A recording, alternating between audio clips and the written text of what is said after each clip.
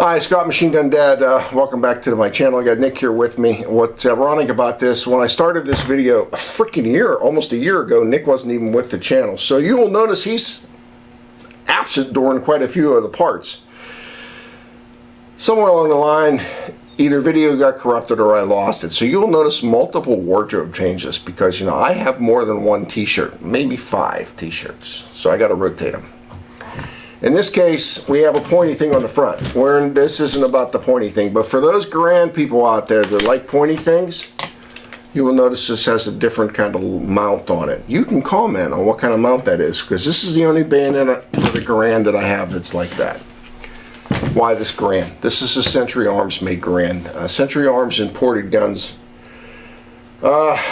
I think it was one under the Obama administration, because Hillary was Secretary of State. They were going to bring a bunch of M-1 Garands in from Denmark. And she said, F no, we're not bringing in them terrible assault rifles. Yeah, a lot of drive-bys done with these. So what happened is they took really pristine Danish part sets, which this is a Danish part set, and they made American cast receivers. Century put them together and sold them as Garands. And that's what this is. So let me move in close, I'll show you some markings, and hopefully we can pick the video up from there. Okay, earlier I said that this was a Danish part set gun. First thing I'm going to show you is this. The slide is locked back and exposes the markings on the barrel, and right here is the Danish Crest. So you know this gun had a Danish part set to start before Century had the receiver made. The bolt in this gun is a Springfield Armory bolt that I put in it because I messed up the bolt that came in it. If you give me a second, I'm going to flip it over and show you the Century Arms marking, which are not in the normal place for a Garand. Alright, these are the markings on a Century Arms Garand. If you notice, they're on the left hand side of the receiver instead of being on the back, but on the top behind the rear sight. M-1 serial number, M-1 rifle, caliber .30-06, made in the USA by Century Arms International in Albany, Vermont.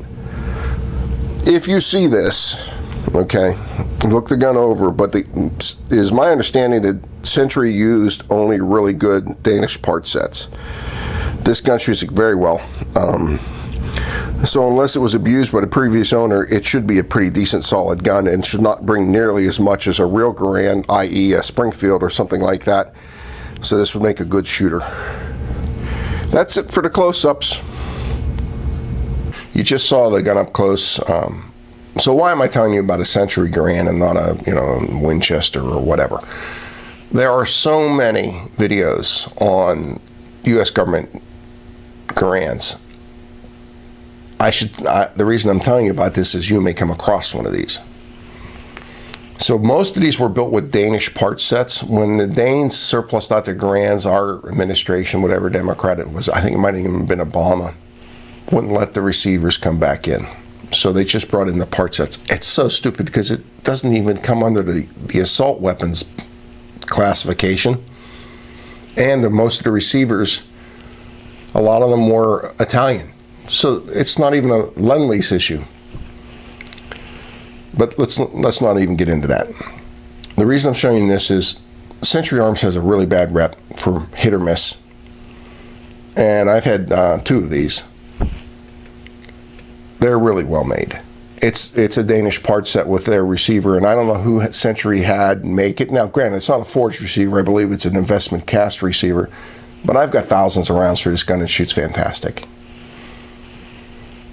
The reason I'm saying this, you already saw the close-up, so you know what to look for. If you see one, as long as you can see that, like mine had almost a pristine bore on it when I bought it, that the bore's not shot out, there's nothing wrong with mine. It's for a good range gun, or even a reenacting gun, so you don't beat up a piece of history. Let me show you shooting it.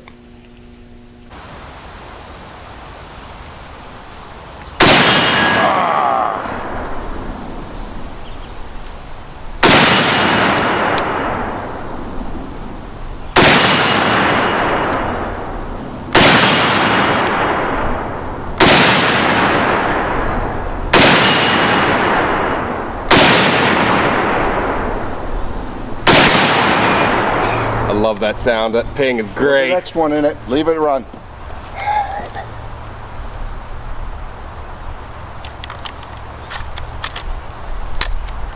Barrel towards the, there you go.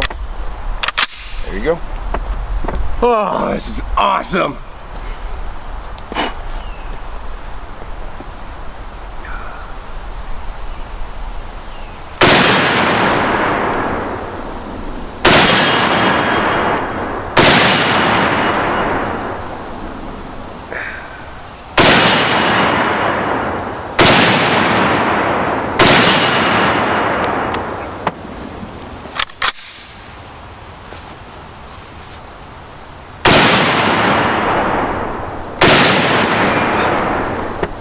Love that sound.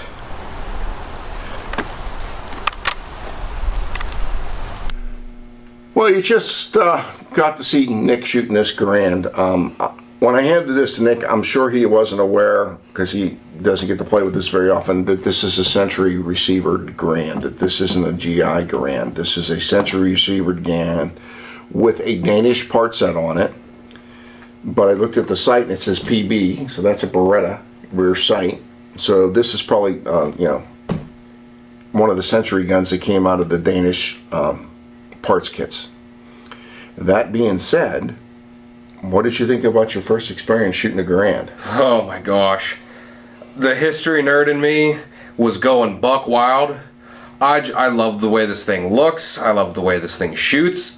This, by the way, is the largest caliber weapon I have ever fired, so there's something for the books.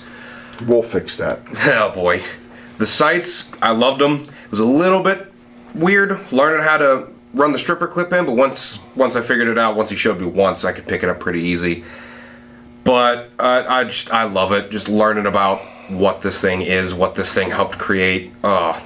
It's cool. All right. Well, this is the point of why I did this Garand instead of one of my GI Garands. I started this Garand series 2 months before Nick even started coming here, and it got put on a back burner because I got problems. But anyway, if this was a GI Garand in this condition, because the barrel on this is absolutely mint, it would probably be $1,400, $1,500, $1,700. But since it's a Century receiver, it'd be half that. Well, maybe $800. You being a newbie, and you want to shoot it, right? You don't want to collect it. Do you think it's worth the not having the World War II collectability to get one to shoot for a little bit more than half the price, or would you save your money and buy the World War II or Korean War Garand? Given the fact that I am a ridiculously big history nerd, I would love to have an original World War II one. So I personally would save up my money for it to get one of the original ones.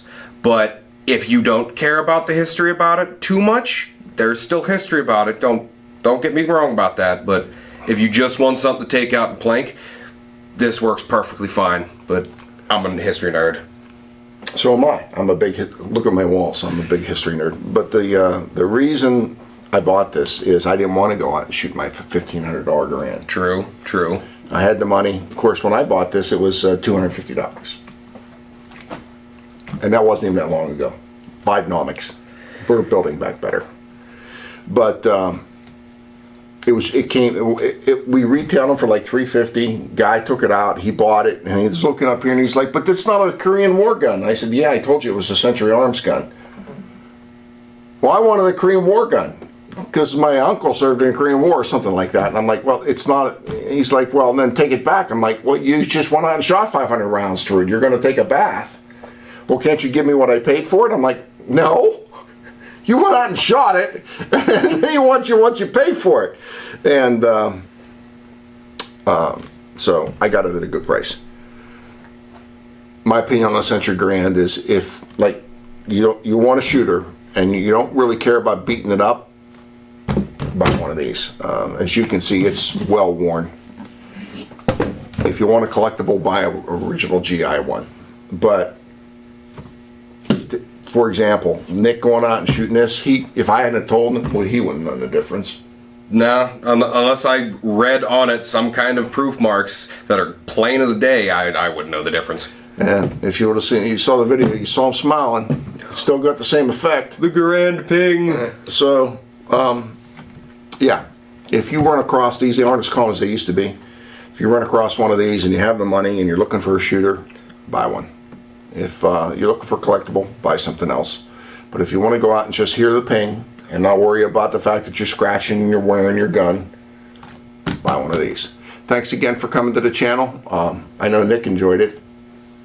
We'll see you soon.